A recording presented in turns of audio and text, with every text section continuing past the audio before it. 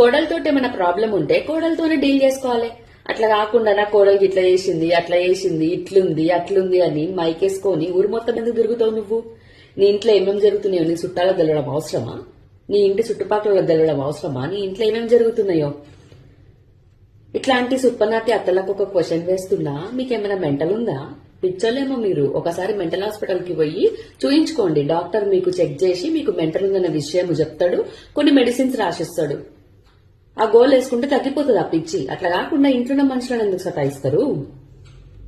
ఆమెతో ఏమైనా ప్రాబ్లం ఉంటే చెప్పాలే, ఇట్లా కాదు బెట్ట, ఇక్కడ ఈ పద్ధతి వేరు, మీ ఇంట్లో పద్ధతి వేరే ఉండనేమో, ఇట్లా ఇట్లా చేయాలని చెప్పాలి. ఎందుకంటే ఆమె బయట నుంచి వచ్చింది. మీ ఇంట్లో పద్ధతులు ఎట్లా పాడని ఎవరికి తెలుసు? నువ్వు చెప్తున్నా తెలిసేది. చెప్పకుండా తిష్టేస్తావు, సోఫా మీద కూర్చొని ఒరుగుతా ఉంటావు అట్లా. ఇంకో విషయము, కోడలతో ఏమైనా ప్రాబ్లం ఉంటే కోడలికి చెప్పుకోరు, ఊరు మొత్తం ఒరులుతారు. అండ్ వాళ్ళ అమ్మ నాన్న మధ్యలోకి తీసుకొస్తారు. నీ అమ్మ నాన్న ఇదే నేర్పించిర్రా అని.